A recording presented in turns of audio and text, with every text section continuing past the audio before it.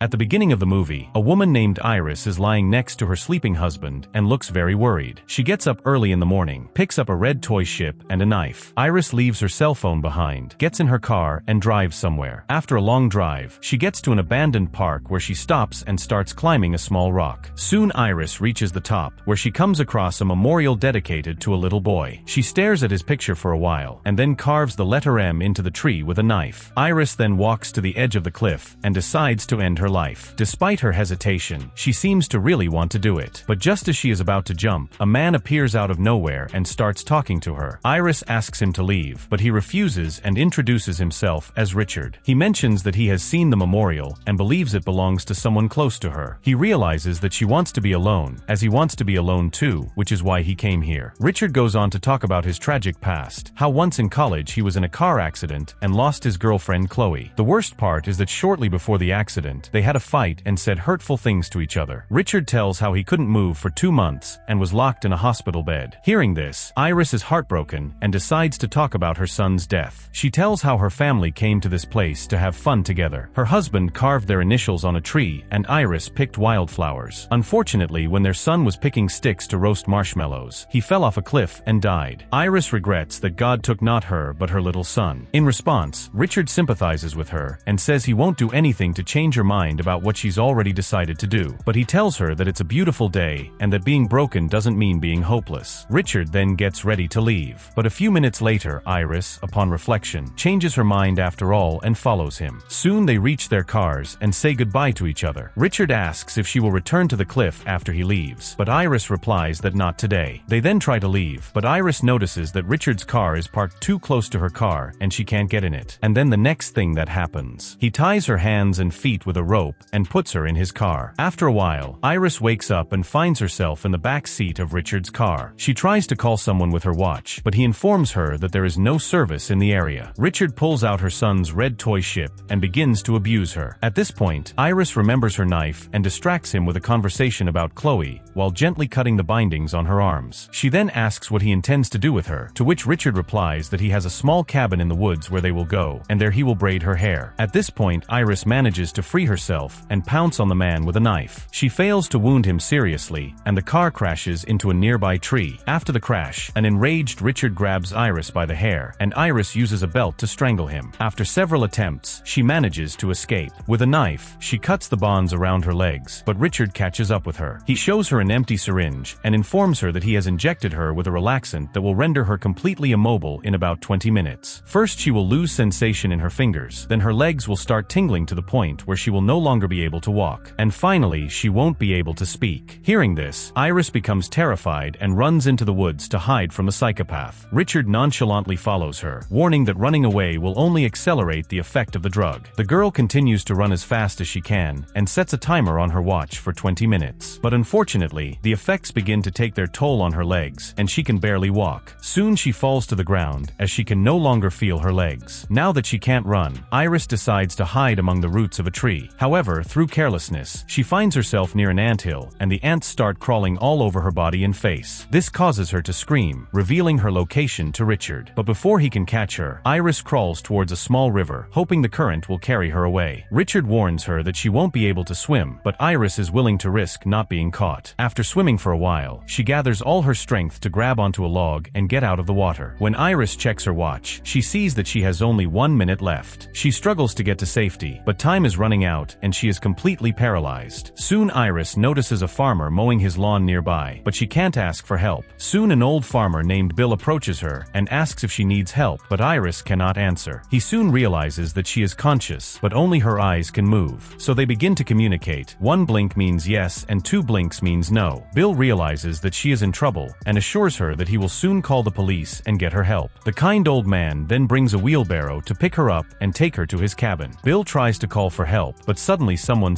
knocks on the door. Iris blinks several times, and Bill realizes that she is trying to warn him. Behind the door is Richard, who claims to be looking for his injured wife and that they were in an accident. Bill asks him to wait outside while he calls for help. However, the psychopath ignores him and enters the house. Not finding Iris, he pretends that he is not feeling well and needs to rest. He also asks the old man for his cell phone, claiming he lost it in the accident. Angered by the sudden intrusion, Bill threatens to call the police, but Richard starts starts crying out of the blue and convinces him to do so. Seeing all this, the old farmer asks him his name, to which Richard replies that his name is Andrew. He tells that his wife Chloe has mental problems and constantly accuses him of doing terrible things. Richard claims that they were in a car accident, during which he lost consciousness, and when he woke up she was gone. He goes on to explain that she sometimes goes into a catatonic state in which she refuses to speak or move. Richard expresses his fear that if the cops find her they will put her in a mental institution, and he doesn't want to lose her. During this we see Iris hiding behind the couch listening to everything. Bill feels sorry for the young man, and when Richard asks if there is someone else in his life, whereupon Bill replies that he had a wife who died of a heart attack. Bill is now convinced that the young man is good, and decides to tell him the truth about Iris. But then Richard's cell phone vibrates in his pocket, although earlier he claimed to have lost it. This finally convinces Bill that the man is lying, and he tells him to leave the house. However, Richard realizes that Iris is hiding here, and asks the old man where she is hiding. To get away from him, Bill lies that he has indeed found the woman by his barn, and is keeping her there. Richard heads to the barn, but first asks the old man for his cell phone, and then the following happens. Next, Bill goes to the police to report a home invasion. A fight breaks out between them, but Bill proves to be very strong for his age. He brutally beats the psychopath, and knocks him to the ground. The tough old man gives him several strong blows on his lower back. However, Richard begins to distract him by telling him about how he caused his wife's heart attack. He pulls out a knife lying nearby, stabs the elderly man in the leg, and then stabs him several times to death. Afterward, Richard picks up the phone and discovers that the cops were on the line the whole time. He becomes enraged and douses the house with gasoline. After setting the house on fire, Richard drives off in Bill's truck while Iris tries to reach the eaves, and when Richard looks back at the house, he notices the curtains opening and closing on their own. Realizing that she is still inside, Richard quickly goes back into the house and picks her up. He then accuses her of making him do it. As they drive away, Richard informs Iris that he has never killed a man before, but there is a first time for everything. Suddenly, his daughter calls him and excitedly tells him about the good grades she got on a recent exam. She tells him that she and her mom are coming to his cabin to celebrate the news. But Richard is upset, insisting that this is his alone time in the cabin, which he needs to be the best version of himself. But his wife claims that these lonelinesses have been happening more often lately, so they're coming anyway. Richard gets annoyed, but reluctantly agrees. Soon after, they stop at a gas station, and Richard notices several firemen heading towards Bill's house. He goes inside to pay for gas. Meanwhile, we see Iris's hands begin to regain mobility, and she tries to alert people. She somehow unbuckles her seatbelt, and as a child approaches her window, memories of her son come flooding back to her. Soon the child's mother approaches to pick him up, and Iris casts her a strange look, warning her of the danger. Richard realizes there are more people around Iris, and immediately returns to the truck. He fastens her seatbelt and continues on his way. Soon after, they arrive at the scene of the accident, where Richard changes his clothes. He then takes another syringe and places it on the dashboard of the car. However, when he takes a hook to tow the damaged car, a police officer shows up. The officer says he got a report about his car and needs to run a check. It turns out that several people from the gas station were concerned about Iris' strange appearance and called the police. The officer asks to speak to Iris, but Richard replies that she is too drunk to talk. He claims that his wife has been in an accident, and he has come to help her. However, the police officer is skeptical because the caller saw them together at a gas station, and Richard has a gash on his forehead. At this point, Iris manages to slowly roll down the window and try to alert the officer. She manages to move her lips and utter the word help. Then when the police officer is distracted, the psychopath gives her a brutal beating. He then loads the officer into his police car and steals his gun. He then sets the patrol car on fire so that no evidence of his crimes remains. Next we notice that the syringe he had previously placed on the dashboard is gone. Richard, horrified that he has already killed 2 people, decides to blame it on Iris. The girl, who can now speak again, starts talking to him about Chloe's death. She asks him if her death is the reason he went crazy. Hearing this, the man stops the car in anger and declares that he is not crazy and that he gained clarity when she died in the accident. As Richard watched Chloe die by snapping her neck, he found his true calling. It brought him great satisfaction, and he felt like a god with the power to end people's lives. He also confesses that his last words to her before his death were thank you, as she helped him discover his true purpose. Upon hearing this, Iris is stunned, but tries to remain calm and begs him to let her go. She claims she doesn't know his real name and promises not to snitch on him. Iris also urges him to think about his wife and daughter, asking how they will feel when they find out what he has done. She asks him to leave her somewhere on the road, suggesting that they both forget what happened. However, Richard doesn't listen to her and says he has a change of plans. They soon arrive at a gated area by a lake, where Richard informs her that this is their last stop. He says it's a shame that their time is so over, as as they could have had a wonderful time at the cabin. Suddenly, Iris sticks a syringe into him, but she doesn't have the strength to push it in. This allows the man to calmly pull the syringe out and pour the drug out of it. A disappointed Iris asks why he didn't let her die sooner, to which Richard replies that it was fate and she was meant for him. However, she objects that there is no fate or God, and he is just a sad little man with no name. Richard then grabs a knife, puts Iris in the boat, and gets in himself. He swims to the middle of the lake where he is going to throw her into the water with the bricks, so that her body will not float. But before he can do so, Iris starts crying and asks him to do her one last favor. She tells him that she has her son's toy boat in her pocket that she wants to hold in her hands as she dies. As Richard approaches her to retrieve the toy, Iris quickly snatches a knife from his belt and plunges it into his throat. As a result, a badly wounded Richard falls into the lake. He desperately tries to get up, but Iris grabs his gun and shoots him several times, causing him to fall back into the water. Unfortunately, Iris makes a hole in the boat. Soon she begins to sink, and it looks like she's going to die too. But despite her bound hands, Iris refuses to give up and swims as hard as she can to dry land. In the final scene, we see Iris resting on the dock, breathing a sigh of relief. In the distance, however, she notices that Richard has also managed to rise to the surface. She approaches him and notices that he is choking on his own blood and is on the verge of death. The movie ends with Iris telling Richard and leaving him to die.